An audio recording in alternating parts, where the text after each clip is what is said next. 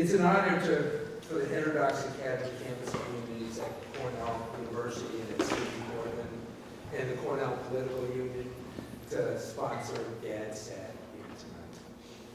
GAD is an outspoken advocate for using evidence-based, logical, rational thinking, honed and corrected by free speech, to solve real-world problems. He is adamantly opposed to basing solutions on postmodernist theory, which denies objective reality. DEI, diversity, equity, inclusion, or DEI, is based on postmodernist thinking which rejects rational thinking while censoring offensive speech. DEI is incompatible with free speech necessary to hone and correct thinking based on objective reality. Postmodernist university, Cornell conflates anti-Semitism with Islamophobia to solve a number of problems associated with October 7th and Patrick Dye's online threats. Cornell's solution is to point to white supremacy as a cause, and diversity, equity, and inclusion as the solution. When Cornell announced that it was looking for speakers to address anti-Semitism, I suggested Bill Jacobson from the Cornell Law School and Cornell alum Saad. I was told, no, thank you, because neither of them did research on anti-Semitism. I beg to differ. I suggest that each of you read Bill Jacobson's blog, Legal Insurrection, follow GAD on Twitter or X, watch the Saad Truth on YouTube, and read Gad Saad's book, The Parasitic Mind, and his future book, Suicidal Empathy. I think you'll see that Cornell would have benefited by listening to these two heterodox thinkers. I would like to announce that Sunday, April 14th, there will be the largest gathering of Jews in Cornell's history on the Art Squad. And for more information, reach out to Cornellians for Israel at cornellisraelrally@gmail.com. If you don't get that, email me. With that, I'd like to introduce Gad Saad, a Cornell alum who got his MS and PhD in 1993 and 1994 with Jay Russo, who's sitting right here. Yesterday you heard about how much Gad loves Cornell, and how much he's loved. Now you can see Jay. And then he went on to become the people's professor. So with that, I'd like to introduce Gad.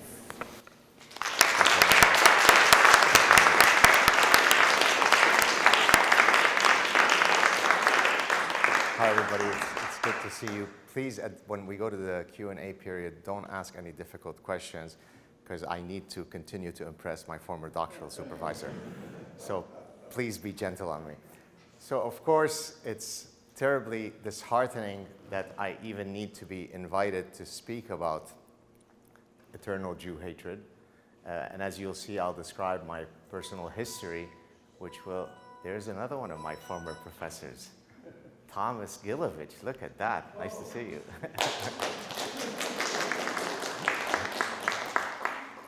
So I'll walk us through a bit of a personal history, which, so not only have I thought about this in an academic sense, how Jew hatred could be a type of parasitic idea, but certainly given my personal history, yes?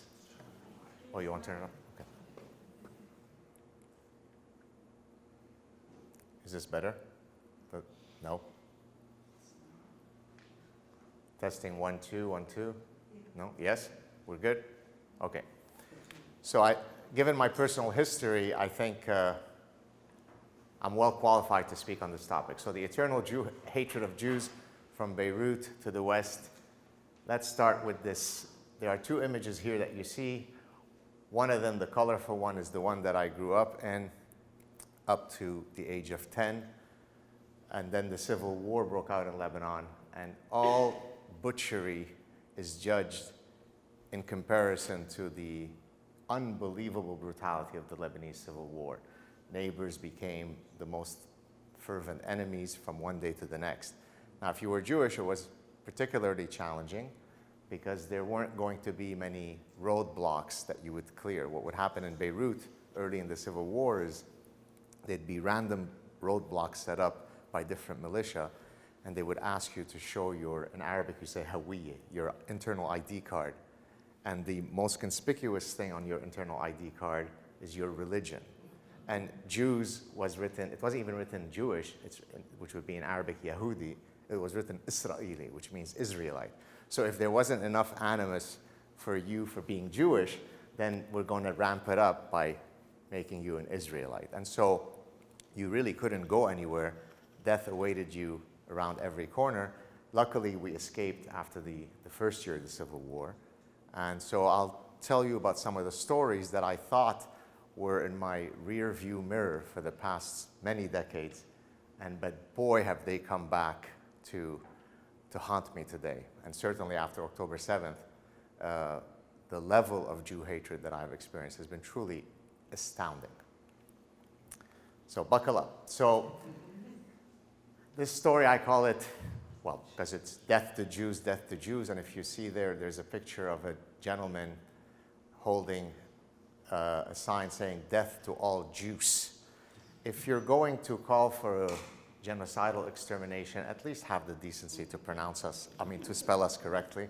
So that became a famous meme where usually when I say, for example, Shabbat Shalom, I will write to all of the evil Jews in reference to that particular meme.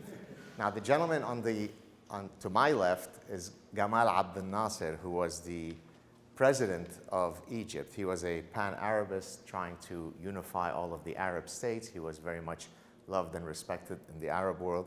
Well, in 1970, he passed away when I was 5. I wasn't quite 6 years old yet. And the reason why I tell this story is because, as so often happens in the Middle East, when one of these figures passes away, people take to the streets in these very feverish demonstrations. And when people were passing by our house in the thousands, all I could hear as a 5-year-old boy was death to Jews, death to Jews. Now, it wasn't clear to me why the call death to Jews was happening when I was 5 years old, because an Egyptian president had passed away, but and so when you hear about Lebanon having been the Paris of the Middle East, and it was so progressive and tolerant and so on, yes, in comparison to the rest of the Middle East, but in comparison to what the Western mind can understand, then it's certainly not very tolerant. Jew hatred is embedded within the DNA of the societies in the Middle East, as I will explain in several of these next slides. This is actually a photo from one of my schools. This is me right here, okay? And in that photo, I don't know why I grant that kid the courtesy to not identify him, 50 years later, but the teacher had asked us to stand up and tell the class what we wish to be when we grew up. And this is before the Civil War. There was no Civil War. Maybe this is around probably 73, 74. So one kid gets up, I want to be a policeman, I want to be a doctor, I want to be a soccer player. And one kid gets up, knowing that there is a Jewish kid who's supposedly his friend in the class. He says, when I grow up, I want to be a Jew killer, to the raucous applause and laughter of everyone in the room. Now, that wasn't due to the October 7th crisis. It wasn't because of the Zionist occupation. My family had never been to Israel. My extended family, there's a lot of my family that lives in Israel for many years, but certainly my nuclear family had never been to Israel. We had nothing to do with Israel. So the I want to be a Jew killer was certainly not because he was resisting the occupation. My brother was an Olympian in 1976. These are the actual newspapers from Lebanon. David Saad right here, champion of Lebanon. So for several years in a row, my brother had been Lebanese national champion in judo. And it became a bit embarrassing for the relevant authorities that a Jew was constantly winning the competitions. And so he was visited by some men that explained to him that it was time for him to retire, or else, some accidents can happen. And then he ended up leaving to Paris, France, to continue his judo training. He was never allowed to represent Lebanon because he was Jewish. This is tolerant, progressive Paris of the Middle East, Lebanon. But interestingly, they forgave him for being Jewish when in 1976 at the Montreal Olympics, they were more than happy to have him represent proudly the Lebanese flag. I think he was only one of 5 members on the Olympic team that represented Lebanon. So the Lebanese Jewish kid who was forced to leave Lebanon then represented Lebanon a couple of years later. This is an actual photo of my parents when they got married in 1950. On one of the return trips, so we emigrated to Canada at the end of the 1975. They kept going back to Lebanon, which wasn't a very rational decision, but they still had business interests and so on. So even after we had emigrated to Montreal, they would go back and forth from Montreal to Beirut. And on one of their trips, this is in full-fledged civil war, in 1980, they were kidnapped by Fatah, one of the Palestinian groups. And then it's only because of our family's connections, everything in the Middle East happens, if you have the appropriate connections. Miraculously, we were able to get them out. I think they spent 8 days in captivity. Some really, really bad things happened to them. And then since 1980, none of our family has ever returned, even though I have been invited subsequent to becoming a professor and known and so on by even Prime Minister's office and so on. But I've never felt sufficiently. I was invited to apply. They wanted me to apply for a deanship of a business school in Lebanon. I don't know if that would have been a trap, but I probably would have lasted 14 seconds after arriving and landing in Beirut. So this is the reality of being Jewish in the Middle East in the best of circumstances. Lebanon truly was the most tolerant place for Jews out of all of the Middle East. So if you look, I'll show you some slides about how Jews have fared in the rest of the Middle East. Now this is a very powerful story. I'm going to wear my glasses. So I'm going to read you first in chapter 1 of The Parasitic Mind. This was the talk that I gave yesterday. This was one of my books in 2020.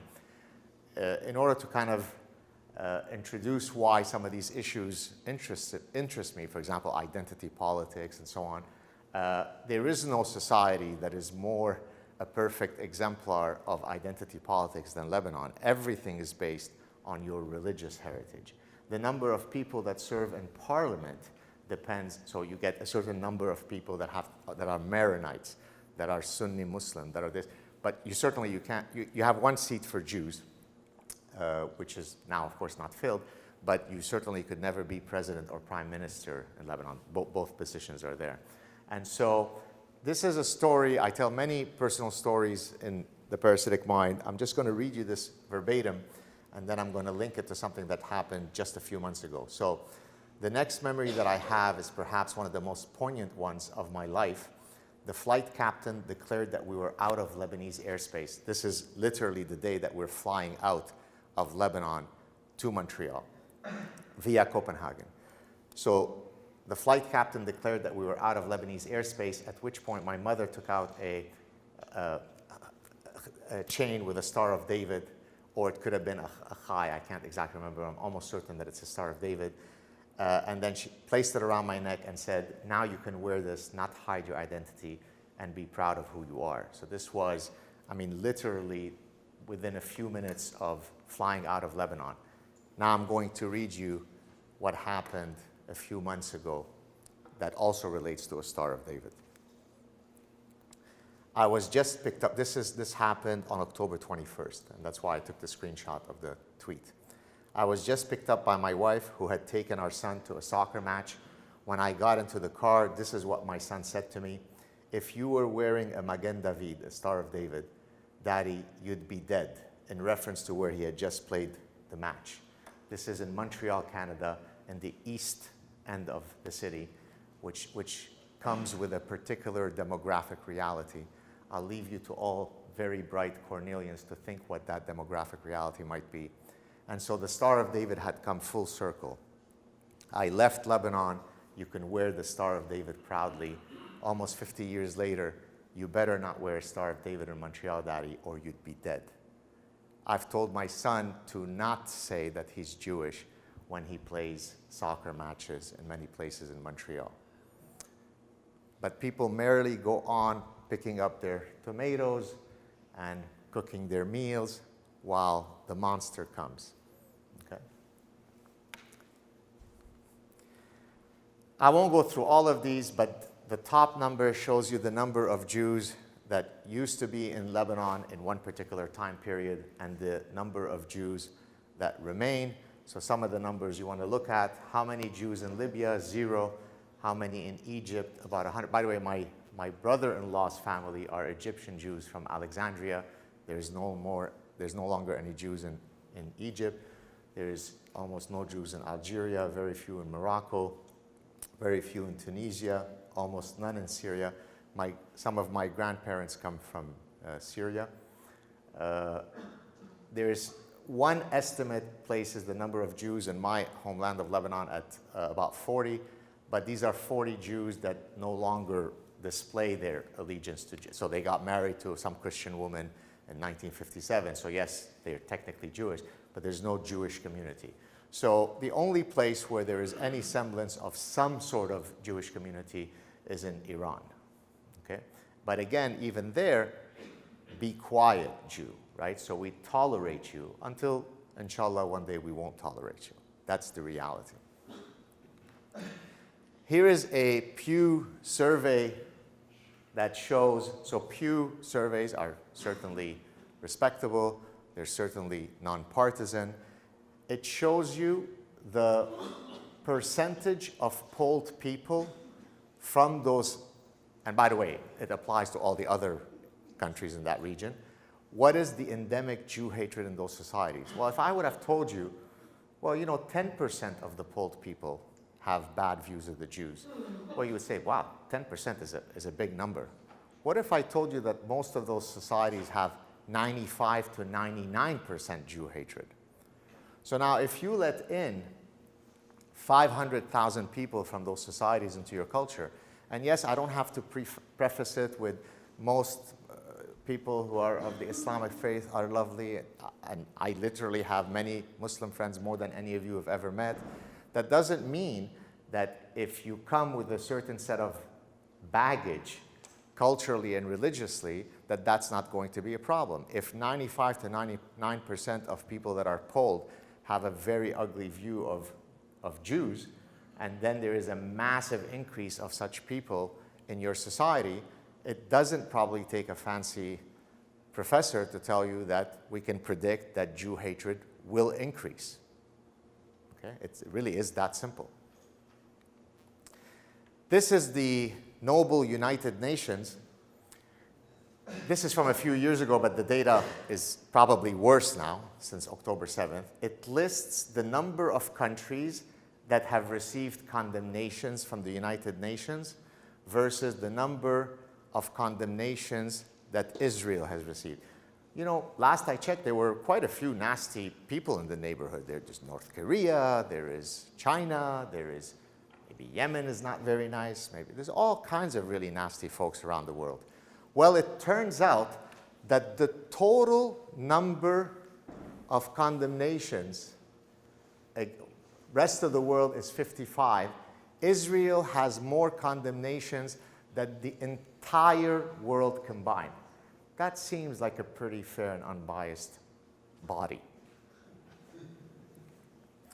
So Jew hatred is truly the canary in the coal mine. It's not, of course, it's not the only hatred that exists. A lot of people will write onto me on social media, well, why do you focus on Jew hatred? Well, maybe because I'm Jewish and I am the recipient of how we're going to put you in the oven, Jew.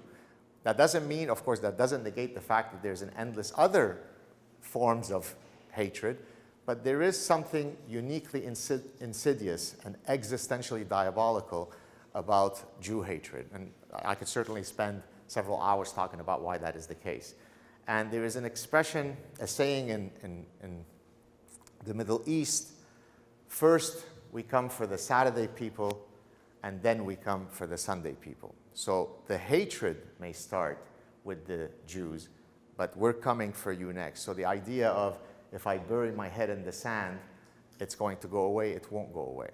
And there's 1,400 years of history that couldn't be any clearer. If I made up the data, I couldn't make it up to be as unequivocally clear as that. But Westerners, you see, are very lovely and tolerant and kind, and so they don't like to hear such words. I'm all for immigration. I'm an immigrant, right? So I don't need to be lectured about the beauty of immigration. But it has to be immigrants who share in your deontological values. If the immigrants say, once we become the majority, your freedoms will no longer be the same, then maybe we need to pay a bit of attention to that. So there are three fundamental sources of Jew hatred. There is the academic left, the oppressed-oppressor binary, which is taught at every single Near East department in Canada and the US and the West in general, or political science department. And so that creates a certain animus towards, they say Zionists, but that's not true. It's Jews, okay? And then there is the ultra-right kind of white nationalist, the Charlottesville guys, Jews won't replace us gang. And then number three are, of course, the Islamic sources of Jew hatred. And after October 7, what really amazed me was the extent to which everywhere I turned, left, right, and center, I just couldn't keep up with the amount of Jew hatred that I was receiving. And it's not, I'm a very straight-talking person, but I'm not unnecessarily inflammatory. I don't go out of my way to insult individual people. I criticize broad things, ideologies. And if you see the stuff, you wouldn't believe the kind of stuff I receive. I receive it from all three gangs, but I'll probably focus a lot more on the third one, since that's my background. This is my reality at my university. I wrote an article that really upset my administration. Why are you writing about the Jew hatred that you're facing at your university? That's what upset them, not the fact that many Jewish students over the past 10 years have come to me furtively and looking around saying, I'm afraid to ever wear a kippah or Star of David on campus. My university has been referred to colloquially as Gaza University for over 20 years. But that didn't impress my administrators. What impressed them is, why are you making so much noise, Jew boy? They didn't say the Jew boy, but that's the sentiment. Okay? Well, why are you writing these national articles that are read by many people in Canada? It's making us look bad. Just shut up. Oh, and by the way, let's try to create a world where we eradicate Islamophobia. So if the Jewish students and Jewish professors contact the administration to say that we're afraid to come to campus, then the president of the university releases a statement saying that it's really important that we fight against Islamophobia. And the reason why he does that is because numbers matter. Jews are now a much smaller population in Montreal than Islamic students, and therefore you dance to your greater constituency, right? The photo on the right, or to my right, is riot police, Montreal police. This is not campus police. Even though your campus police is actually a real police, you have guns. Our campus police is just part-time guys that carry walkie-talkies. But these are armed riot gear that are standing outside the university to protect Jewish students and Jewish professors. As far as it is for me, being rather high profile at this point, it's almost impossible for me to go to campus. So many of the classes I taught last semester, I had to do them via Zoom. Now I'm on sabbatical, and so I have a bit of a respite, but September is going to come around, and we'll see what happens then. I mentioned this yesterday at yesterday's talk when I spoke about the parasitic mind. My wife, in her concern about my safety, has come to many of my classes where she walks around me as though she's a 6'4" guard, looking around everywhere to make sure that who's going to come and knife me. This is not happening in Sana'a, Yemen. This is not happening in Lahore, Pakistan. This is happening in Montreal, Canada. And you can blow it away and, well, that doesn't really affect me. But it will affect you in 5 minutes, in 5 years, or in 500 years. It will affect you. There are 56 countries today that used to once think it won't affect them. And today, they're almost 100% Islamic. This is a copy of my latest book, The Saad Truth About Happiness, 8 Secrets for Leading the Good Life. And then one of the really noble and lovely straight out of Nazi iconography memes that have been released is The Sad Truth About the Talmud. Look at how I look, diabolical, parasitic. 8 Secrets for Enslaving the Goyim. Best-selling author of The Parasitic Jew. It's straight out of Nazi talk. I have 100,000 of these. You could not worry about it. You're in Ithaca. No, it doesn't matter here. It will matter. So let me tell you about Ithaca. Some of you may have heard that story because it's part of the lore now, but some of you may have not, so let me mention it.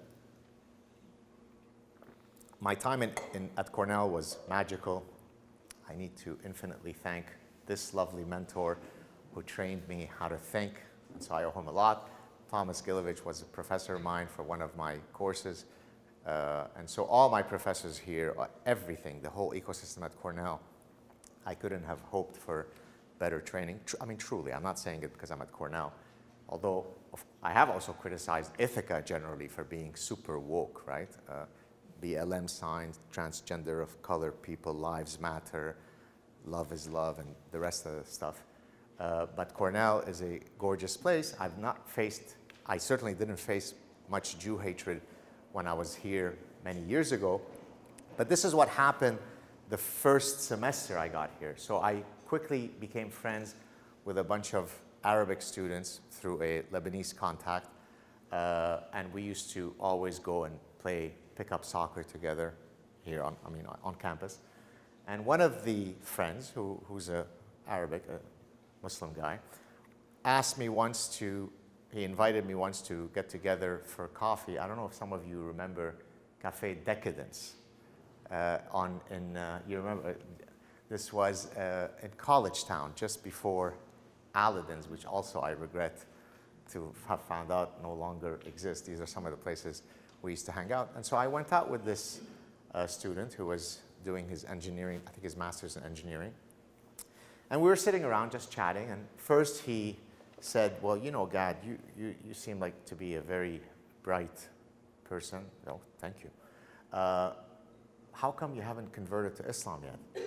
I said, oh, is this why we're having coffee at Decadence? Because the conversation is not going to go well if you're trying to proselytize.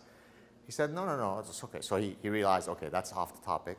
Then later we were chatting, and he sort of pensively looked at me and said, you know, Gad, I really like you. I said, why do you say that with a bit of surprise? Oh, I know why. I'm not going to even mention his name, although he doesn't deserve the courtesy of me not mentioning his name. I said, oh, you're surprised that you really like me because I'm Jewish? But by the way, they're all Arabic speaker, and Arabic is my mother tongue. So we always spoke in Arabic, and I was a very good soccer player. So I said, oh, is it you like me because you're surprised that you like me because I'm Jewish? And he said, well, no, but I mean, Gad, you're not a Jew. I said, oh no, I'm a Jew. And he said, no, come on, you know what I mean. So let's analyze what that logic is. I've been bred, I'm speaking as him now, I've been bred straight out of the womb that the Jew is the cause of all calamities. Then I meet one such Jew who speaks Arabic, who's just as Arabic as me, who's a much better soccer player than all of us combined, who's fun, who's sweet. That doesn't go with what I've been taught. So I have to remove the marker of him being a true Jew so I can have cognitive consistency beyond Festinger, right? And so it's a small story compared to the Jew hatred that I received today. It's nothing, but it captures that mindset, okay? And that happened right here, fall 1990. Of course, the current reality at Cornell has gotten a lot worse. Here we've got our main man trying to, you know, let's go out and kill the Jews. And then here we've got, oh yes, October 7th was so exhilarating, so energizing. Now again, think about what the fact that you could stand up, knowing that you are being videotaped, and feel sufficiently emboldened to not self-censor and say, oof, maybe I should not say that. That means the winds are changing, right? The zeitgeist is changing. I'm probably on the right side to say there's something energizing, exhilarating about the systematic killing of 1,300 people. It's exciting. It invigorates me, right? And now I hear that he's back at work. Is that correct? Is he was put on leave, I think, for 1 semester. So there you go. That's Cornell. These three clowns, I mean, I won't talk much about it, but I basically argue that, you know, it's window dressing to when these folks step down, because the problem is a lot more endemic than that. It's window dressing. Okay, you step down. But what's the general atmosphere at these universities? It isn't good. It certainly isn't good at Harvard. Maybe it's a bit better here. But there are many, many universities now where I'm not saying that it's dangerous to be Jewish and that you're going to be beheaded. But I know, just because of the platform that I have, I receive endless emails from students who are Jewish from all kinds of universities who say, I'm afraid to speak out. If we discuss some topic that's thorny, I just keep my mouth shut. Is that a good thing to have? Probably not. Now, this is just kind of an interesting fact. In the parasitic mind, I talk about whether certain disciplines are inherently more likely to be, more quickly parasitized by bad ideas. And not surprisingly, things like engineering or the business school, to the extent that there's an autocorrective mechanism that's coupled to reality, you're less likely to be parasitized in those fields than in some of the humanities and some of the other social sciences, where you can have all kinds of esoteric theories that are completely removed from reality. Well, the same kind of principle applies to Jew hatred, so that in the business school and in economics and law, you're much more likely to condemn Hamas and support, either condemn or support Hamas. Well, in business and economics, it seems to be reasonable. In STEM, it seems to be reasonable. But look what happens in the humanities and social sciences. If they were truly some deontological truth that were there, you would think that people would be choosing A or B, irrespective of which discipline they're in. But the fact that in some disciplines you could have a complete reversal of how they view reality and through which prism they view it suggests that there is some indoctrination going on in some of these disciplines.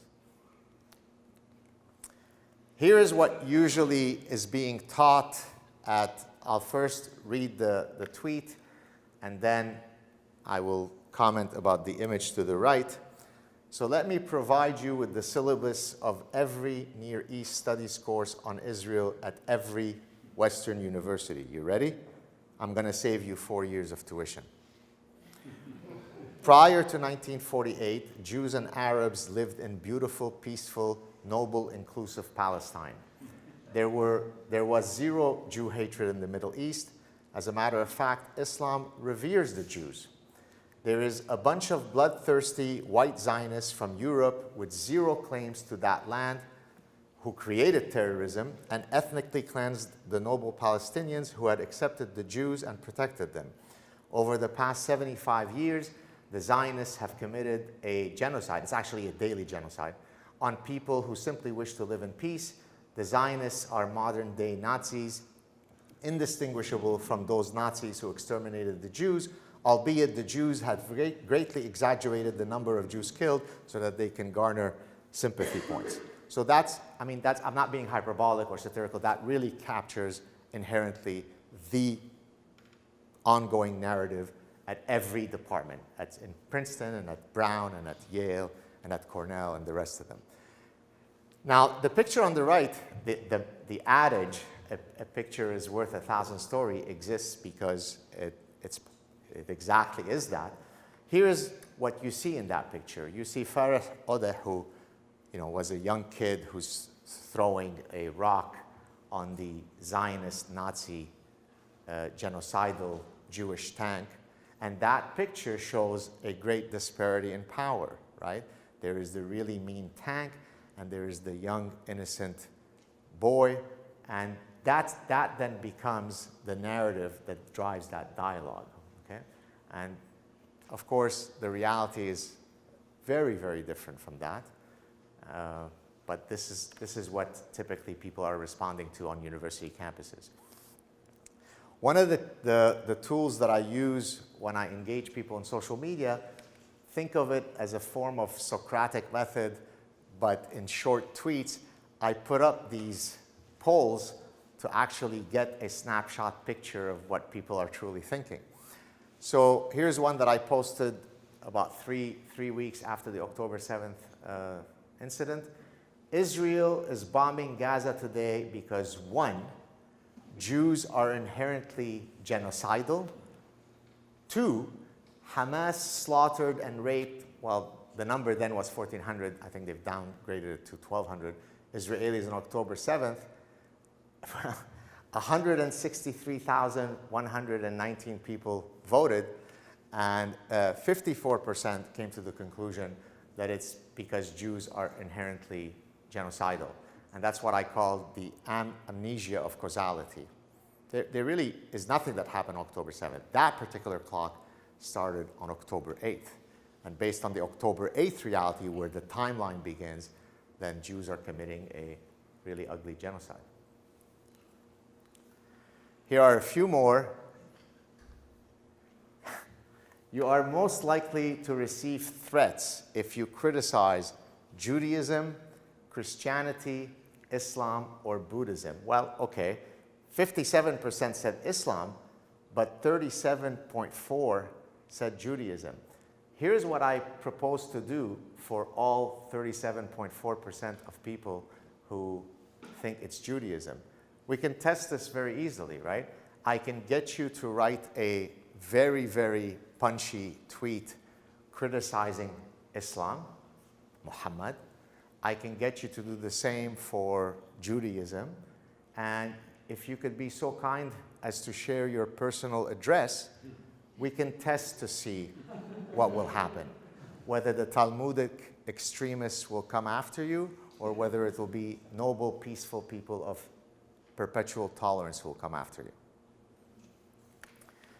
The most likely converts to commit an act of terror are those who convert to Judaism, Christianity, Hinduism, Islam. Again, Judaism gets a solid 11%. I'd love for you to, if you have some good cases, please email me to my university address of Jewish folks who converted to Judaism and then went on to commit acts of terror, and I'd be happy to reciprocate with the other direction. And then we can bet, if you'd like, $5,000. We could give it to our favorite charity. But that's the reality that you face every day. It's a form of existential gaslighting that's unimaginable. Up is down, left is right, man is woman, peace is war, slavery is freedom, postmodernism. That's why it's the granddaddy of all idea pathogens. I won't go through all this because it's maybe, these are just some of the stuff that I've been told on social media. Well, maybe it's instructive to go through it. Fine, let's go through it. All right, number one, October 7th never happened. It's not true. Zionist bullshit. October 7th did happen, but it was very, very much exaggerated in terms of the victims. I think there were only 6 people who were killed. October 7th did happen, but it was perfectly justified because occupation. IDF soldiers rape Palestinians, but Hamas doesn't rape anyone. Islam doesn't allow for rape. October 7th happened, but it was orchestrated by Israel in order to have the clearance to commit the genocide. We have clear footage showing that all of the killings were done by the IDF. Since 1948, Israel has been committing a daily genocide on Palestinians. Prior to 1948, Jews and noble Palestinians lived in perfect harmony. Islam loves the Jews. The only problem is Zionism. Zionism is infinitely worse than Islam, and it goes on and on and on. And I mean, these are falsehoods that are at a level that is unimaginable. Zionism has killed more people than Islam throughout history? How? Different estimates place the number of killed, these are conservative estimates, by Islam at 300 million in the last 1,400 years. So Zionism has killed more than 300 million in the last 100 years? How? The truth doesn't matter. I'll skip this. This is some cool quotes from Golda Meir. So now I'm going to link what we're talking about today on Jew hatred with my work on parasitic thinking. It's a real shame that some of you weren't able to make it yesterday, because I really got into how I developed the framework of ideological neuroparasites. But I will briefly explain what the framework is. On the left, you have a wood cricket. This is a hairworm that parasitizes the brain of a wood cricket. These are called neuroparasites, right? Parasites, the field of parasitology, can apply to many places in your body, right? You could have a tapeworm in your intestinal tract. Neuroparasites are those parasites that ultimately seek to, to end up in the brain of its host, altering its neuronal circuitry to suit its reproductive interests, right? And so what the hairworm needs for it to happen, this guy hates water.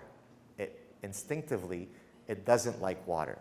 But the hairworm needs it to happily jump into water, commit suicide, because then the hairworm could complete its reproductive cycle. And so when it is parasitized, that's exactly what it does, to its detriment, but to the benefit of the neuroparasite. So now let me show you human parasites, how they look like. Queers for Palestine are the hapless wood cricket that's been parasitized. If you present yourself to the world via your queer identity, and that's great, more power to you, it's probably not a good idea to be supporting Gazan societies, because the Gazan actually have a 100% effective conversion therapy program. It's a gravity-based conversion program. Tel Aviv, on the other hand, happens to be one of the most queer-friendly cities in the world. There is Montreal, there is New York, there is San Francisco. So if I present myself to the world with my queer identity as the first thing forward, then I probably would not be I don't want to be saying queers for Palestine. Just like, let me skip to the next slide and I'll come back. We've got chickens for Kentucky Fried Chicken, and since I'm French speaking, this is mine, this is not mine. Geese for foie gras, okay? But let me go back here. We have here the super progressive, super smarmy and smart Anna Epstein, Jewish Anna Epstein, who walked around on her university, I think it was Boston University. Could have been Boston College or Boston University. I think it's Boston University. And she was caught on tape tearing down all the posters of the Jewish babies who had been, so they certainly could not be guilty of any occupation crimes. They're babies. She was taking them down in anger because she's progressive. She's more enlightened than all you cretins. Well, what would have happened to Anna Epstein had she been vacationing in that nice music festival? She doesn't think that far. She's just more progressive than you. But take it from someone who comes from that region, it wouldn't have gone too well for her. That's what a parasitized mind looks like. And I'll give you a few more examples. This really defies logic, but I'm going to read it for you. This comes from my book, The Parasitic Mind. Let me read it. Several years ago, Tal Nitzan, then a doctoral student at Hebrew University, authored an award-winning paper that examined the incidence of rape as perpetrated by the IDF on Palestinian women. Undoubtedly, the goal was to uncover, by the way, Tal Nitzan is Jewish Tal Nitzan. Undoubtedly, the goal was to uncover an epidemic of rape to demonstrate how diabolical those evil Jews truly were. When no such empirical reality was found, not a single documented case was found, it was concluded, you might need to sit down for this, but luckily you're all sitting down. It was concluded that this was proof of the extent to which the Israelis dehumanized the Palestinians. They were so hateful that they did not even consider the Palestinians women worthy of rapes. If rapes are uncovered, or if none are discovered, the same conclusion is reached. The Israelis are diabolical. All roads lead to self-flagellation and self-loathing. It's the hallmark of a true progressive, right? So if you rape women, you're diabolical. If you don't rape women, you're othering them. You're just as diabolical. So there is no Popperian falsification here. All roads lead to you're diabolical. That's coming from a member of the so-called tribe. You can't win if that's happening. Here's another one, also from the parasitic mind. And incredibly, the woman that is mentioned here, I don't identify who they are. I was giving a similar talk to this one in Montreal, and about a day or two later, this woman wrote to me out of the blue, and so I thought, oh, maybe she was at my talk and I didn't know it, and it turned out that it wasn't the case. It was just a serendipitous thing. So in 2010, a Canadian Jewish friend contacted me by email to help her better understand Islam, and specifically whether it contained doctrines of hate. At the time, she had a friend who was an apparently lovely Muslim woman who was pursuing a PhD at a leading Canadian university. As commonly occurs with folks infected with OPS, OPS is a malady that I coined in the parasitic mind. It's called Ostrich parasitic syndrome. My friend was having a difficult time reconciling her personal interaction with a liberal and peaceful Muslim with the growing evidence of never-ending global mayhem inflicted in the name of Islam. Among much else, I sent her a montage of clips demonstrating the profound Jew hatred found in Islamic societies with children, politicians, imams, clerics, and television personalities spewing nearly unimaginable genocidal hate. Alas, she, along with her friend, responded with a tsunami of cliches. All religions have violent extremists. The Bible contains violent passages. Most Muslims are nice people. That amounted to a nonsensical apologia, and she ended one of our tense email exchanges with, "You're starting to sound fanatical yourself, Gad." Regrettably, she is hardly the only progressive Jew to engage in such disordered thinking when it comes to Islam. She wrote to me about 2-3 days after I had given this talk, and again, I don't think she had been at my talk, and I'm not sure if she had read my book. She goes, "You know, I remember once we had a difficult conversation about this. I wish I would have listened to you then," right? But it just feels mean-spirited to criticize a religion. It feels gauche. Tolerant, progressive, liberal people should not do that. And then you end up with that conundrum. Yes, most people of a faith are inherently lovely, of course. There are nice Jews and mean Jews, nice Christians, mean Christians, nice Muslims, mean Muslims. But if I'm saying, does Islam contain tenets that are antithetical to free, enlightened societies? You couldn't come up with an ideology that would be more antithetical. You just have to go read it yourself.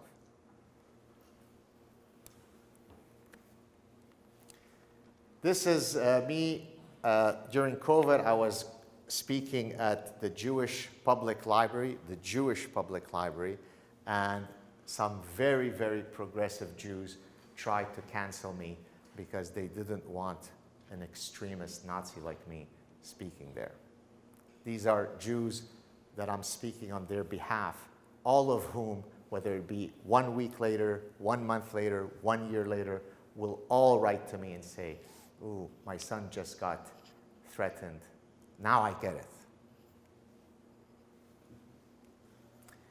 Here's some more parasitic thinking. I'll forget about the other. Just look at this very progressive guy.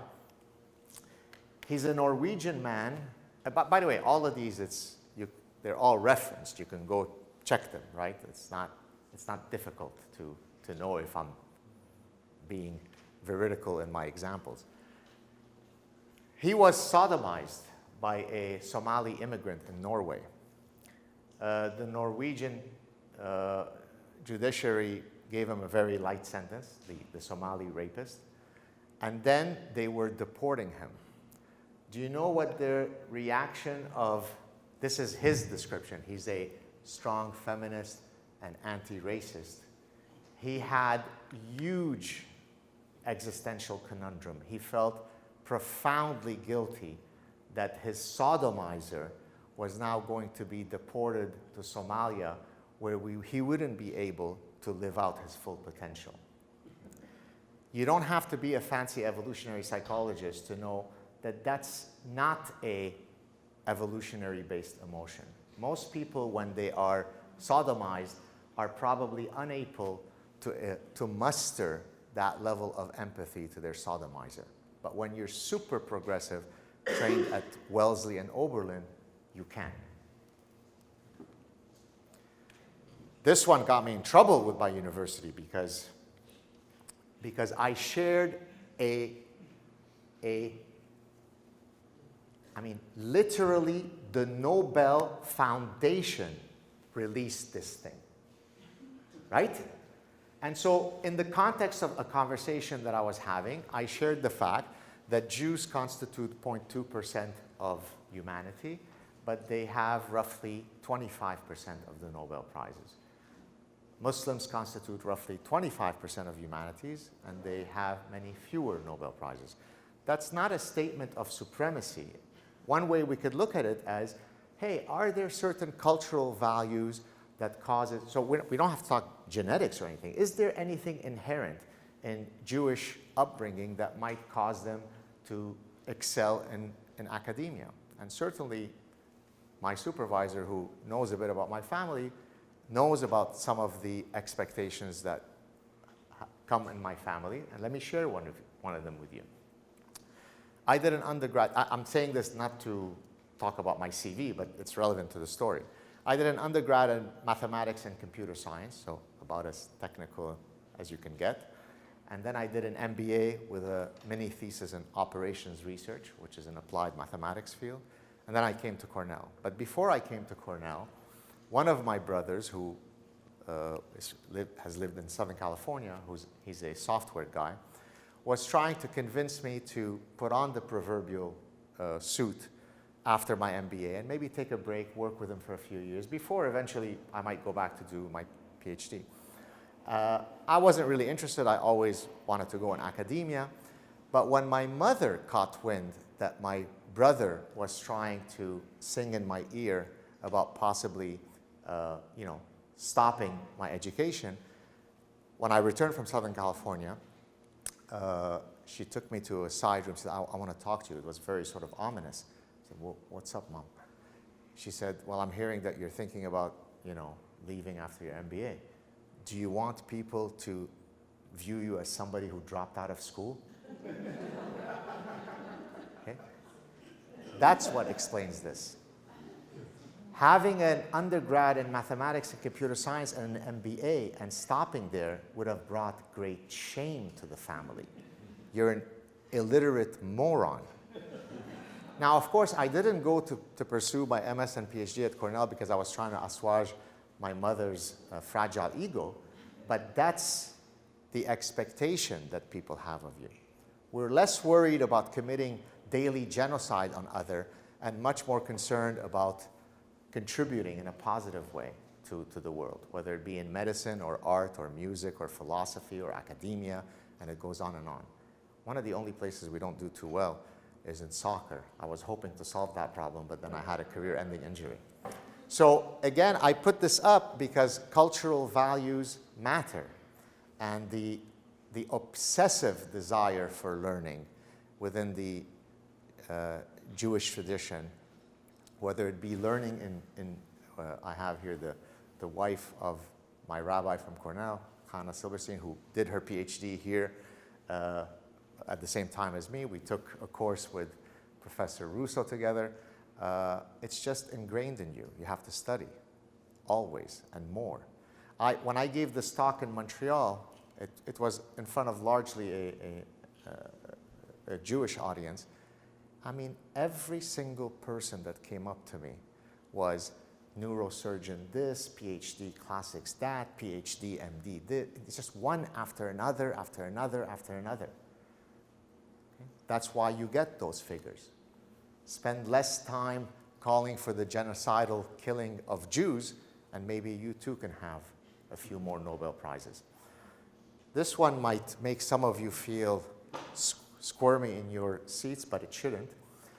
In Britain, over the past 25, 30 years, the reason I'm putting this up is not to marginalize a group of people, but it's to give you a sense of what happens when political correctness becomes a parasitic sting of the spider wasp that zombifies you.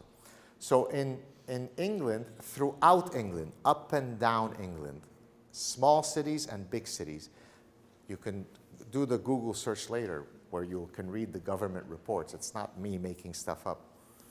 The reason why I say this is because you will usually get some folks on social media say, oh, you're just making this stuff, as if this thing called Google doesn't exist, as if they can't verify everything, right? So there's been what's called grooming rape gangs in Britain at a level that's industrial scale. Thousands and thousands of young, poor British girls, white girls, have been groomed and gang raped and tricked and turned into prostitution by 99% Asian men, because that's the palatable euphemism for not saying what they may have in common. And so this is just one. This is from, I can't remember if it's the BBC. This is the mugshot with the names of the folks. I'm putting this up because I'm going to get to a parasitic thing at the end, which is maybe going to take your breath away. So here are some of the names of the people. You ready? I'm just going to read a few.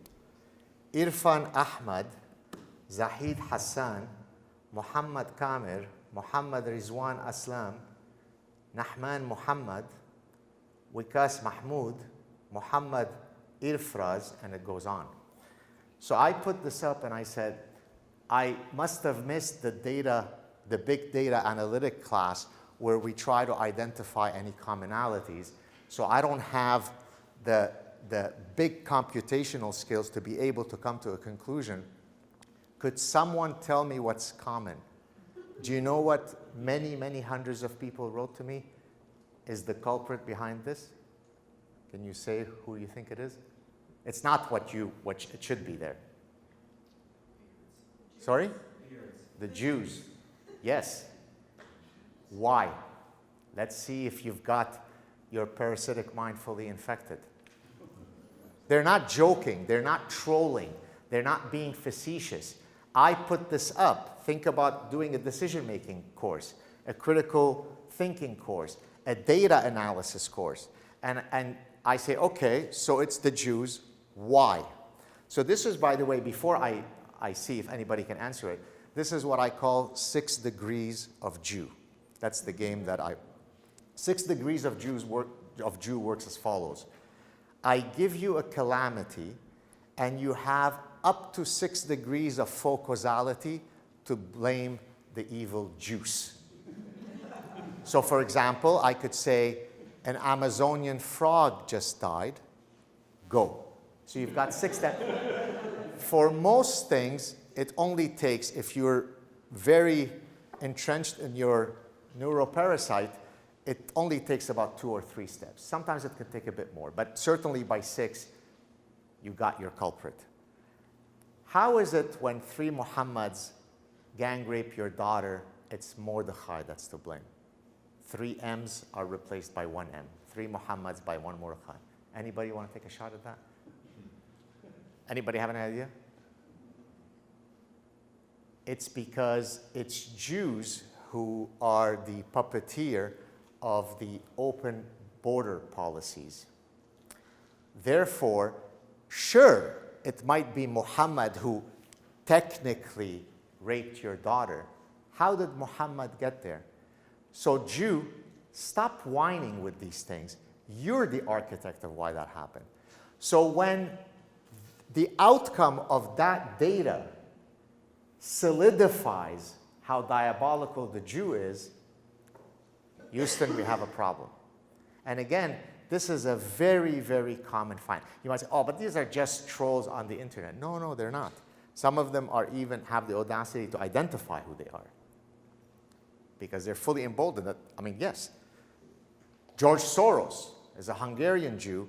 He is an acolyte of Karl Popper, who proposed the open society, and therefore all the open immigration that you're seeing is, to the extent that it's a bad thing, is ultimately to be blamed on the Jews.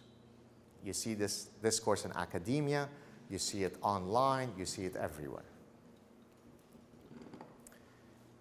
I'm not going to mention what this is because I've already said it. Ostrich parasitic syndrome. By the way, the ostrich actually doesn't do this, but it's become an apt metaphor for someone who wishes to deny reality. It's actually worth reading it. So this is the definition that I gave it in the Parasitic Mind. This disorder causes a person to reject realities that are otherwise as clear as the existence of gravity. Sufferers of OPS do not believe their lying eyes. They construct an alternative reality known as unicornia. In such a world, science, reason, rules of causality, evidentiary thresholds, a near infinite amount of data analytic procedures, inferential statistics, the epistemological rules inherent to the scientific method, rules of logic, historical patterns, daily patterns, and common sense are all rejected. Instead, the delusional ramblings of an OPS sufferer are rooted in illusory correlations, non-existent causal links, and feel-good progressive platitudes. Ostrich logic is always delivered via an air of haughty moral superiority. And I'll give you in the next page what it looks like exactly. Right here, we have from a very reliable website, but there are other databases if you don't like this website. Because usually when someone doesn't like a reference I give them, it's because that website is infiltrated by Zionists. So you can pick other ones that may not be under Zionist infiltration. But this one comes from a very reliable website that has tracked the number of terror attacks since 9/11 alone in nearly 70 countries. These 70 countries could not be more different from each other in every possible way, racially, economically, ethnically, in every possible way, religiously.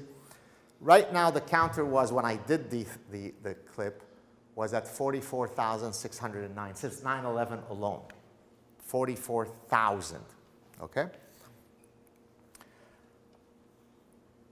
When the terrorists commit those acts, they usually tell you the exact reason why they're doing it.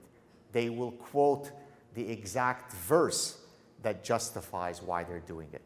You know what our super smart progressive professors and bien pensants are the good thinkers, the politically correct thinkers. You know what they tell us, those 44,000? Don't listen to what the terrorist quotes. I know better, because I've studied anthropology. It's due to lone wolfism. What does that mean? It's due to man-made disasters. It's due to violent video games. I better stop my son from playing those first shooter games. He might join ISIS in Raqqa, Syria. It's because lack of adequate exposure to art. These are not satirical. I give you the reference to each one if you want. And they're from super smart Western people. So which amongst us didn't, if in his childhood was not exposed to Chagall and Picasso, didn't go and join ISIS to throw the gays off rooftops in Raqqa? is it possible that someone could be that insane as to argue that lack of adequate exposure to art is what caused some Brussels terrorists to do what they did when they told you why they did what they did? It's due to studying engineering. Well, there must be a lot of future terrorists at Cornell. You've got a pretty vibrant engineering school. I would hate to think what's happening at MIT or Caltech. It's due to beard bullying. So the San Bernardino terrorist said that he was being picked on at work. That's why I keep my beard trimmed, because I worry that if I grow it a bit more and someone beard bullies me, I might commit a terrorist act. It's due to climate change, right? Bill Nye, the science guy, explained to us, you can go, all those references are in the Parasitic Mind, explained on the Huffington Post that it is quite conceivable, and he offered a causal chain of evidence of how the Syrian civil war and the Bataclan Paris terror attacks was due to, CO2 and solar panels and so on. That's what a parasitic mind looks like, and it goes on and on and on. Okay? Here, what I'm not going to spend much time on this, but in a sense, it serves for the people who weren't here yesterday. It's important for me to reintroduce this concept. So in the Parasitic Mind in Chapter 7, I talk about how to seek truth. And I argue that you build unassailable arguments by building nomological networks of cumulative evidence, which means what? It means that I try to find you as many data stemming from as many distinct lines of evidence that hopefully proves that my position is veridical.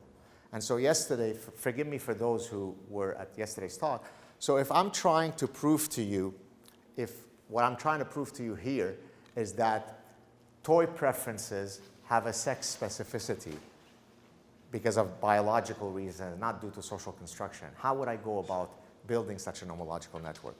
Well, I could get you data from developmental psychology that shows you that children who are too young to be socialized already exhibit those sex-specific toy preferences. I can get you data from other species, vervet monkeys, rhesus monkeys, and chimpanzees, showing you that their toy preferences in their species is exactly that of humans. I can get you data from ancient Greece that shows you that the way that children are depicted playing on funerary monuments are exactly those that we see today. I can get you data from non-Western samples that couldn't have been Westernized, where they exhibit the exact same sex specificity. I can get you data from pediatric endocrinology showing you that little girls who suffer from congenital adrenal hyperplasia, it's an endocrinological disorder that masculinizes behavior. Little girls who suffer from this endocrinological disorder have a reversal of their sex-specific toy preferences. They exhibit boy toy preferences. So I can get you data across time periods, across cultures, across species, across methodologies, across theoretical frameworks, across dependent measures, all of which triangulate in a truly tsunami, in an orgiastic tsunami of evidence that it is veridical. It's much more than a literature review. A literature review is much more narrow. I'm studying the link between alcohol consumption and asthma. Well, I might do a literature review on the link between those two. This is a much broader way to build arguments. Well, we can use that approach to, for example, say, well, does a religion promote peace and tolerance, and is it consistent with enlightened values? We don't have to emote louder than someone else. We don't have to be hysterical. I can build you the nomological network using many, many different lines of evidence, and then you could come to your own conclusion. And if you build that nomological network for the question we're asking there, the answer should be pretty obvious to you. I'm almost done, so bear with me. Usually I'm referred to as the happy warrior because I'm more often than not smiling and joking and being self-deprecating. And one of the reasons, well, the main reason I wrote the happiness book that I did is because many people would write to me and say, what's your secret? Why are you always smiley and happy and jovial? And so I thought, okay, well, maybe I'll take a crack at writing a book on this. Well, I put out a tweet a few months ago that received, I can't remember at last count, it's probably over 15 million views, So the happy warrior is feeling pessimistic. So let me read it for you. You are not going to like this tweet, so turn away if you are likely to be triggered. I'm a very optimistic person. I'm a fighter for Western values and liberties. I'm a dogged defender of science, reason, and common sense. I must say, though, that I'm unsure that the West can recover from its multi-front civilizational suicide. Yes, I've talked about these issues for decades and wrote a book about it, but the past few weeks have crystallized the extent to which the problem has become intractable. It will be a long and ultimately bloody demise, and the West will be the first society in recorded history to fully self-implode due to its parasitic ideological rapture. It is a gargantuan Greek tragedy that will shape the future of humanity. This is not hyperbole. Your grandchildren will pay a very high price for your progressive arrogance rooted in the pursuit of unicornia that only exists in the recesses of deeply flawed, parasitized minds. But let me offer some hopefully optimistic and prescriptive final. I think I only have 2 more slides. So a call to action, right? If you go see your physician and he or she says you've got this disease, you hopefully don't want it to end there. Well, what are some things that we can do to correct the problem? Well, number 1, I say activate your inner honey badger, which is something that I talk about in the last chapter of The Parasitic Mind. The honey badger has been ranked by zoologists as the fiercest animal in the world. It is the size of a small dog, yet it is insanely ferocious. Nobody messes with the honey badger. And here I've got a photo of the honey badger facing down a multitude of adult lions. The lions retreat when they come across the honey badger. Now, what do I mean when I say activate your inner honey badger? Am I saying that you should be violent? Of course not. What I'm saying is, if there are a set of principles that you strongly believe in, that you can articulate why they are correct, then maybe don't walk away from offering your insights, right? The natural tendency for most people, regrettably, is to say, I don't want to put my head on the chopping blocks. I don't want to be the next in the guillotine line. And so everybody is quiet. Oh, I'm sure Gad Saad has a big enough mouth. He'll take care of it for us.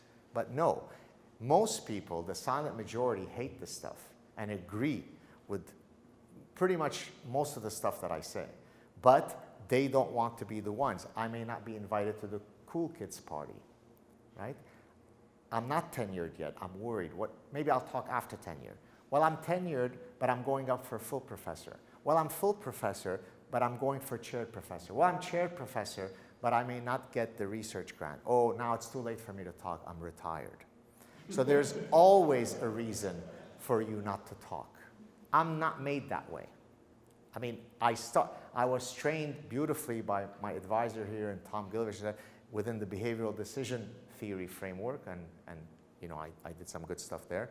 But I decided that where I think I could make the biggest impact in my academic research was in evolutionary psychology.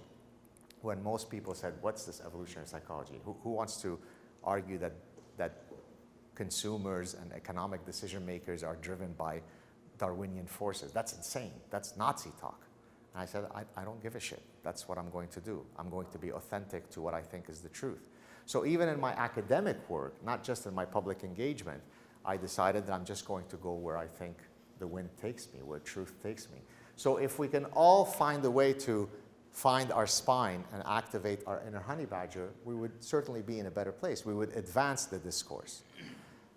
Number 2, this is for those of you who are ever facing political choices that you have to make. The don't get drunk by smelling the cork of the wine bottle is a translation from Arabic. Let me explain what it means. Arabic is a very beautiful and poetic language that's very flowery, so there are all kinds of sayings in Arabic that I try to bring into in my English discourse. So if this were the cork of the wine bottle, and I just smell it and I start getting drunk, that means I'm of weak constituency, right? I didn't need to go through the hard work of drinking the wine, and I'm already drunk. Well, apply that now to cognitive weakness, right? This guy, and I'll share what I think of him, this orgiastic buffoon, this walking instantiation of every parasitic idea that I talk about in my book, is tall. He's got beautiful hair. He's dreamy. Look how I'm getting drunk. I'm getting drunk at the cork of Trudeau. On the other hand, look at, I'm going to now smell the cork of Trump. Trump is ugly, he's cantankerous, he's vulgar, he repulses me. I'm not saying this, I'm saying this as the cool kids at Oberlin, okay? What did I just say? I didn't say I don't like Trump because of his monetary policy, his immigration policy. I didn't mention any policies. I didn't say I love Trudeau because of his policies. I either loved Obama or hated Obama or loved Trump or hated Trump because I got drunk. That's literally how almost everyone in the electorate makes decisions. Okay? So don't get drunk by smelling the cork of the wine bottle. As a matter of fact, I've sat down using the Socratic method with some colleagues and I say, okay, you hate such and such politician. Okay, let's analyze it.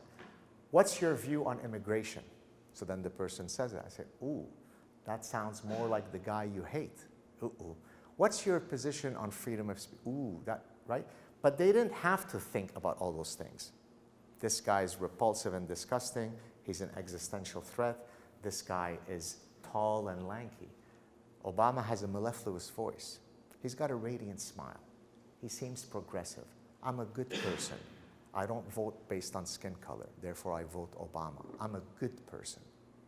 I may hate every single word that comes out of his platitudinous mouth, but my God, is he lanky and has a pretty smile.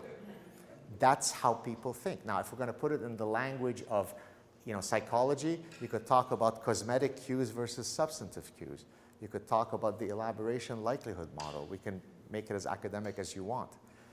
So make decisions based on real principles rather than on cosmetic things. And then, of course, as relating to certainly the university campus, I only have one more slide, I think, after this. Make your donation dollars count. Harvard now is, of course, panicking because some of its billionaire Jewish donors are saying, yeah, this is not going to work anymore. You know that $400 million that I earmarked for you guys? F you. Suddenly the administrators now are listening. They didn't listen when they read Parasitic Mind because, oh, okay, whatever, it's some fancy book. But money talks. If you ever cancel a speaker at your university, there goes my $400 million. Yes, Bill Ackman, sir, I hear you, right? So, but even if you're only making $500 donation or $1,000, make it contingent on the university adhering to certain deontological principles. And then, last slide, which is another one of those tweets that got a lot of attention, how to save the West. In order for the West to win this civilizational battle, it must proudly and unequivocally defend Western values.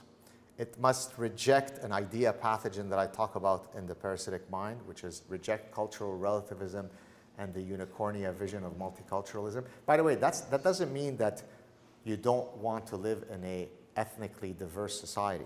Multiculturalism is actually a political philosophy that is actually cancerous. Cultural relativism says, who are we to judge if another society cuts off the clitorises of 5-year-old girls?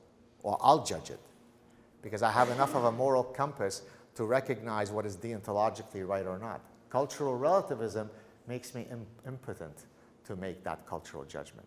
It says, you have no right to judge the cultural systems of others.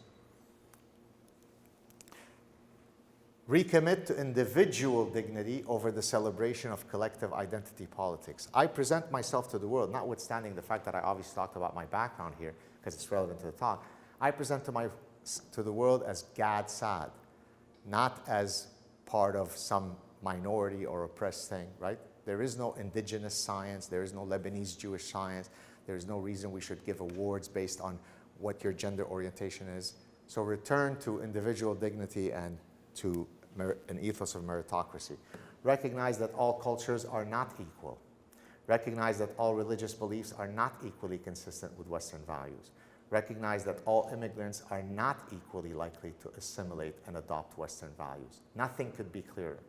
Recognize that immigrants who espouse intolerable values that seek to destroy our civilizations will be deported en masse. Implement a rational immigration policy that recognizes the importance of cultural homophily, which is a fancy way of saying choosing immigrants who hail from cultures that possess similar values to those of the host nations. Homophily is something that you see in a myriad of ways. So for example, in evolutionary psychology, you have assortative mating. You mate with people, birds of a feather flock together. Your marriage is much more likely to be successful and long-lasting if you marry someone who shares the same foundational values as you do. So in that case, opposites attract doesn't work. It might work well for short-term mating. It doesn't work well for long-term mating, right? So it doesn't take a rocket scientist to get that if you bring in 5 million people into your society that don't share these cultural definitional values, you're going to have problems. Germany is now saying, uh-oh. Sweden is now saying, uh-oh. Netherlands saying, uh-oh. Denmark saying, uh-oh. But I told them, I warned them, it doesn't, but it's because they were blinded by their progressive utopia. Exhibit zero tolerance for seditious belief systems. Such systems can be criminalized if they constitute an existential threat to our freedoms and liberties. Hopefully in the future, I won't have to come back to Cornell to talk about increased Jew hatred. Thank you very much.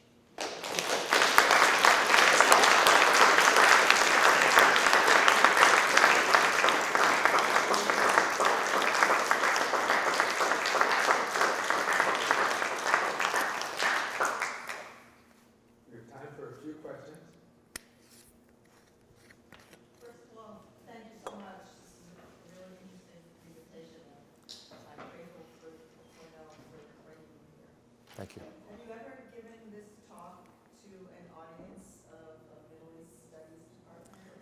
I mean, not specifically Middle East Studies Department. I've given similar talks or made similar points where I know that there are Middle Eastern students or just people there, but not uniquely that.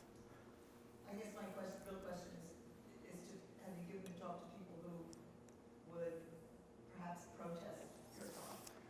Well, maybe I should knock on wood. I actually thought maybe I should feel insulted and offended that I'm not important enough that I don't get protested. But I thought that coming to Woke Central at Cornell, there was going to be a lot more protests, and things have gone very smoothly. So who knows?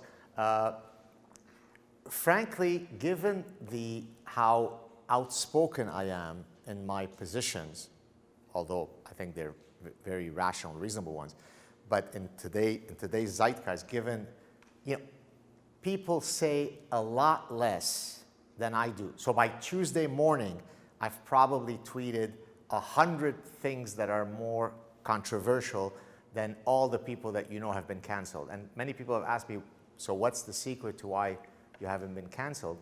I think it's multifactorial. There are several reasons. I think because I do have a discipline in that the message that I don't attack, for example, individual Muslims. I attack certain tenets of Islam. By being disciplined in doing that, it makes it harder for somebody to come after you. The fact that, although I didn't do it, I did it a bit today, but the fact that I use humor helps to soften the blow. So there are all sorts of both cosmetic and substantive reasons that makes it somewhat more difficult to cancel me. I also am someone who does my homework. I build these nomological networks. As I explained yesterday in the Parasitic Mind lecture, I build these nomological networks before I go into a hostile room. So if you're going to debate me, you better have your nomological network ready. If you just scream and shout and emote and go into a fetal position, you're not going to win the debate. So I'm very disciplined in knowing what I know and knowing what I don't know. I don't thread into territory that I don't feel comfortable defending. Because of all that, I actually get much fewer protests than you would expect. Although, on the negative, I do get an astounding number of threats. So I've had, as I explained in yesterday's lecture, at several points in my Concordia career, I've had to be accompanied by security when I'm going to teach a class. Now imagine how sinister that is. In the 21st century, a professor in Canada has to go, I've had to have filed police reports with the detectives and the whole thing. That's probably the old canary in the coal mine. Now, luckily for me, I'm not easily intimidated. Maybe I should be more afraid, but maybe because of my personal history, I'm simply not going to hopefully let these societies turn into the societies from which I fled. That's, by the way, one of the reasons why some of the staunchest defenders of the Western tradition are usually immigrants. Because those immigrants have sampled from the buffet of societies that exist. And they know that the West is an outlier, is an anomaly in recorded history. So we've been elsewhere, and then we come here, we go, this is unbelievable, and therefore we want to defend what's here, given that we escaped from there.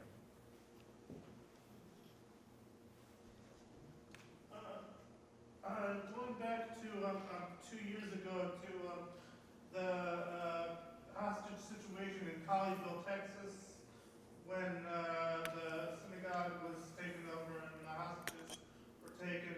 I recall that the terrorist was able to infiltrate the synagogue by dressing as a homeless man and taking advantage of the rabbi's charity. Now, is that charitable behavior parasitic? Right, no. So I don't know that particular case, it doesn't come to mind, but your general question applies. That's actually the topic of my next book, which is tentatively titled Suicidal Empathy, right?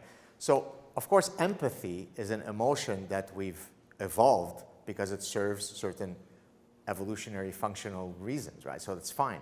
The problem with empathy is when it misfires, right? So just like earlier today at lunch, I was talking to some people. If you look at OCD, for example, OCD is the maladaptive firing of an otherwise adaptive process, because OCD is about scanning the environment for threats. Let's say I have germ contamination fear, so I wash my hands. The average person who doesn't suffer from OCD tends to that threat, and then the warning flag goes down and I go on in my day. But when I suffer from OCD, that warning flag is hyperactive. So I wash my hands, then I try to walk away, then I wash my hands again, then I try to walk away. So now I'm stuck in this ritualized loop for 8 hours.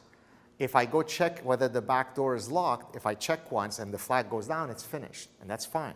But if I spend 8 hours checking it so that I don't show up to work, then we're going to have a problem. My OCD becomes dysfunctional. So empathy, when calibrated properly, is perfectly fair. We like to think that all people here are empathetic. That's wonderful. But there are ways by which empathy misfires, certainly within the progressive calculus, where you end up with public policy that is disastrous. So that's really the topic. You're getting a preview of my next book. Thank you. So you seem almost disappointed that Russell Rickford might be returning to work. I'm curious if his Jew-hatred counts as protected speech. Yes. It does. It is protected. As I explained yesterday, I'm an absolutist when it comes to freedom of speech, in that I support the right of arguably the most offensive speech possible, which is Holocaust denial, right? For obvious reasons, it's terribly, it's inaccurate and it's offensive, and yet I support that right. So the question then becomes whether in his delivery that could be construed as direct incitement to violence. If yes, then it should not be allowed. If no, then as regrettable as his speech is, I would say he has to be kept here. Would you say it's direct incitement? Probably not. It would have to be, because then it becomes a slippery slope of anything that I said today could be construed as direct incitement against a Muslim student, right? So it has to be a very direct, clear incitement. So, as I mentioned yesterday, you can criticize Judaism all you want in the most feverish ways. That's good, that's fine. If you say, hey, you know the synagogue at the corner of Buffalo and State Street, when they come out from services at 6, let's go and kill them, then that becomes a problem. So in his case, it's a bit of a fuzzy case, but I would err on the conservative side of keeping him.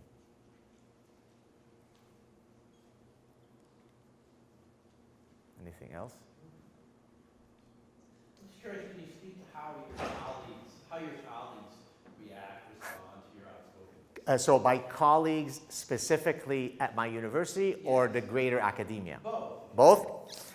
At Concordia, as I was explaining to my former doctoral supervisor, there is an entente whereby they leave me be and they pretend that I don't exist. But there is an office, undoubtedly, I'm being facetious, but almost literal, there is an office in the administration building called the Saad problem, okay? So the colleagues, I'm very cordial with them, very friendly, there's no problem, but they certainly don't go out of their way to advertise my accolades. They certainly don't go out of their ways to make my reality at Concordia. So I've now been denied, I held the highest professorship at Concordia for 10 years. For it to be renewed would have been a no-brainer because my dossier has only improved since, and now I know for a fact I'll never get it again. So the way they get to me is they hopefully make my life sufficiently miserable in a passive-aggressive way that I'll just scream, I quit. Now, when it comes to the greater academia, so there are two ways to answer this. Many universities have tried through the years to hire me, bring me on, and then usually there would be a mutiny of rank and file who say, oh, no way, not over my dead body. But I think, based on the anecdotal stuff that I see, I receive, I mean, literally probably thousands of messages from professors. This is, I'm just going to read for you the template. Dear Professor Saad, my name is so-and-so. I'm a professor at so-and-so in such and such field. Then there is a paragraph or two of absolutely lovely compliments. And then it ends with the following line. And in case you were thinking about reading my letter on your show, please don't mention my name. And then I write back, dear Professor so-and-so, thank you for your lovely words. They're very touching. Don't you think that the last sentence of your email is why we are currently in the trouble that we're in? And then that usually jolts them. Oh yeah, I know, but I'm going for tenure, I'm associate professor, I'm full professor, I'm going for grant. So I think that, I can't give you what the number is, I think there is an extraordinary number of professors that are yay gad, but very few who come out publicly. And certainly many fewer than there are out there.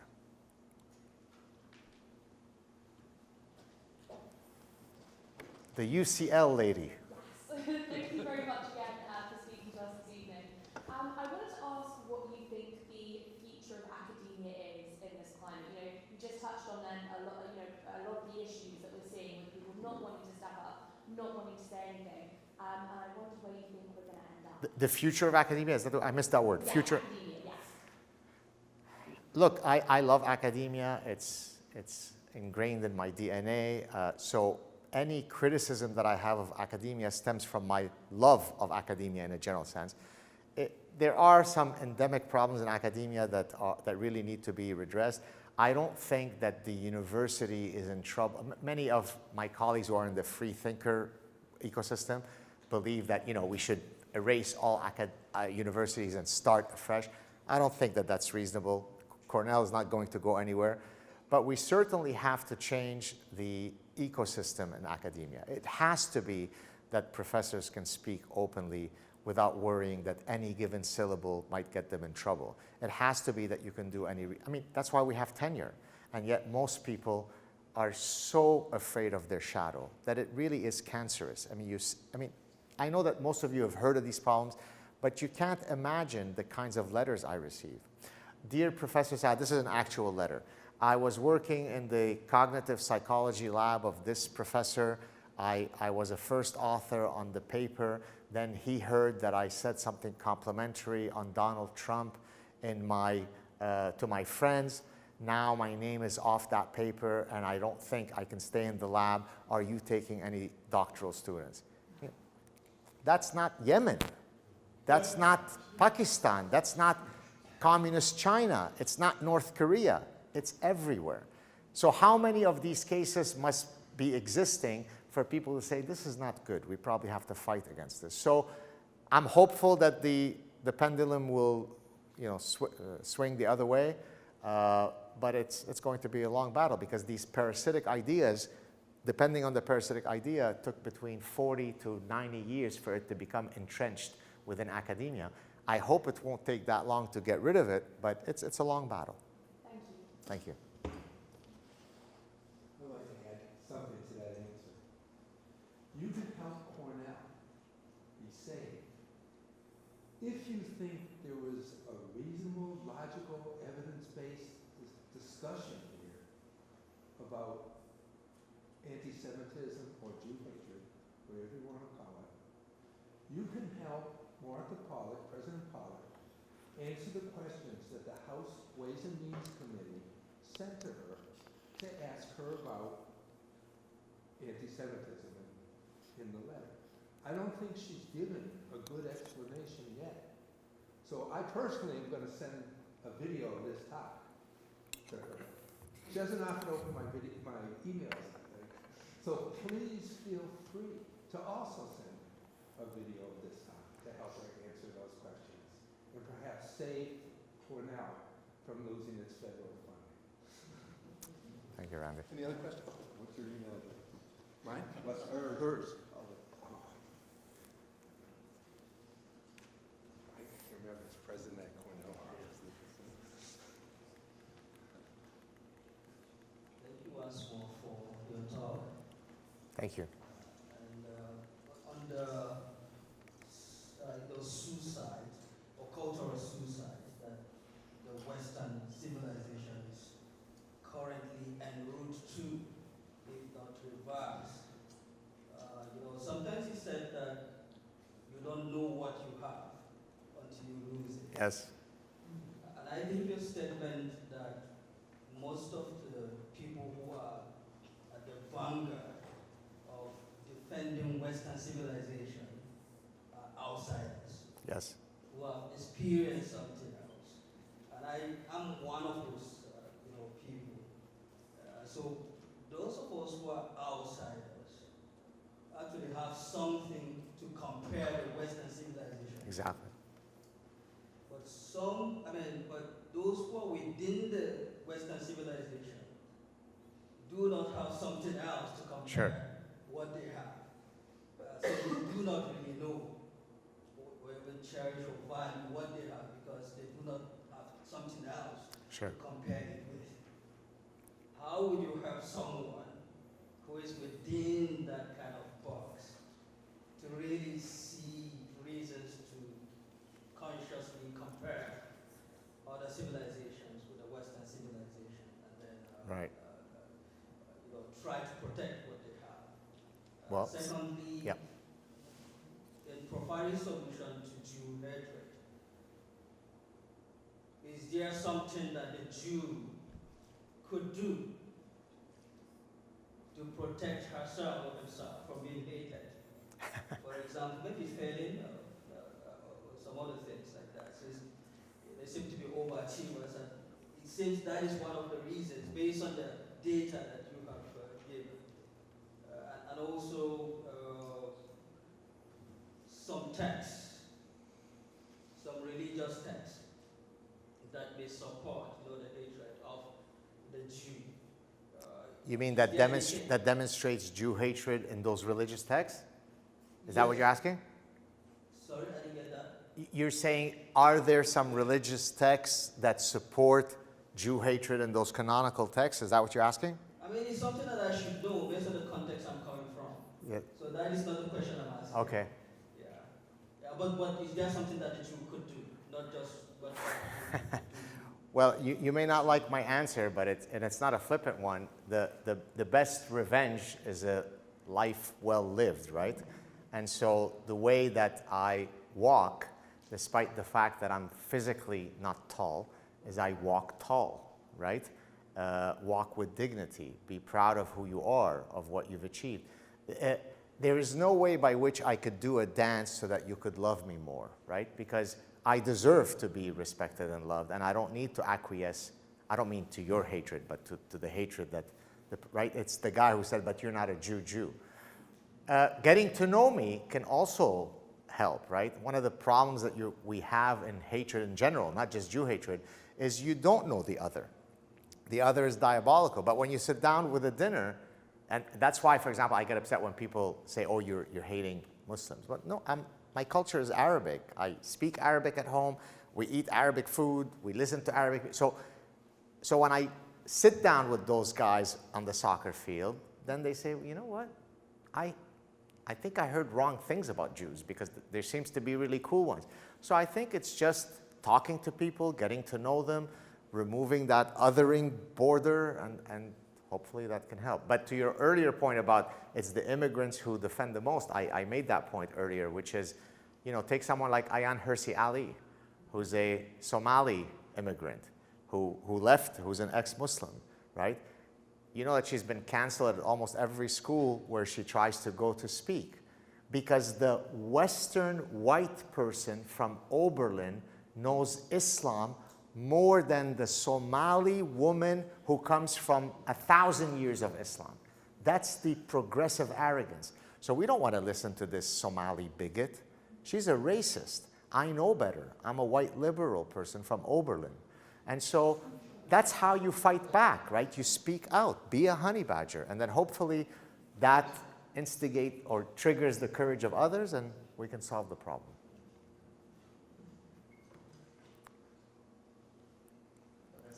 How are you, sir? Thank you so much for the speech again. My question, I hope, won't be interpreted in a way where I praise an authoritarian system. But under authoritarian systems, we frequently have a very unapologetic societies, even for things that they probably should be apologizing for. Right, like case with China, Russia, they almost always take the position of strength and such. And in the West, where we do have a sense that we have a moral right, nevertheless, it seems instead of taking a position of strength, we glamorize features that would be associated with the lack of strength. I believe Slavoj Žižek, Slovenian Marxist philosopher, he was actually, I thought he really hit the nail on that one, where he said that white liberals seeks in a sense of power in self-humiliation and making himself or themselves, I don't know, perceived as weak and not hurting anyone and apologizing. So both from evolutionary perspective and from the perspective of us all, I think we more or less all agree that we have a better systems than authoritarian regimes in China and Russia, right? Are we victims of our own success, and what explains this type of behavior, right? When a lot of Jews in America specifically, right? They do go to Palestine protests, and they do chant from the river to the sea, Palestine will be free, which causes cognitive dissonance and the same with the queers and such and such. So, thank you. Right. So I'll focus on your point how many of the virtues that we view as laudable in the West are viewed differently in other societies. I actually wrote an article on this, and I called it, I proposed a new concept called cultural theory of mind. Okay? So theory of mind is a principle that is fundamental to human sociality. What's theory of mind? It's my being able to put myself in the mind of another so that we can have a proper discussion, exchange, right? I need to have the ability to say, well, what do I think she may know so that I can talk to her, right? By the way, one of the ways that you diagnose autism in very young children is you give them a test that gauges whether they have theory of mind or not, and autistic children fail the theory of mind test. Now, why am I talking about all this?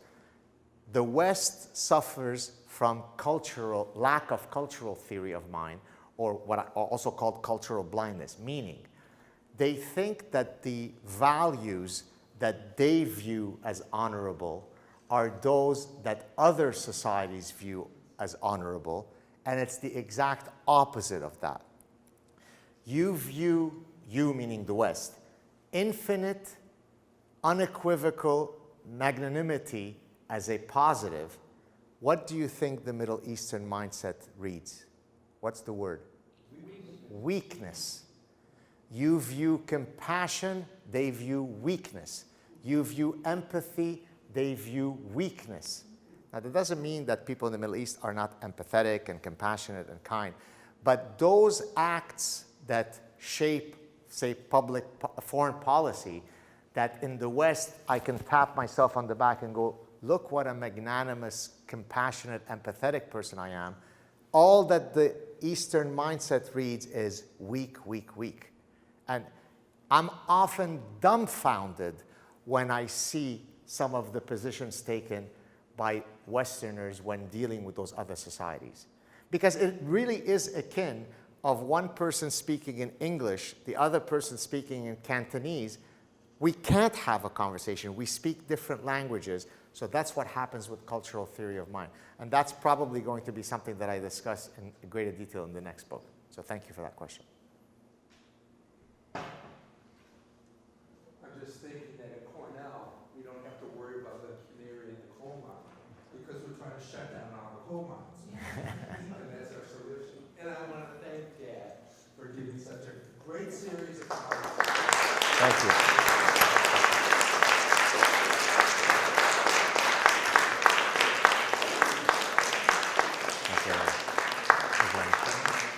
Is that it?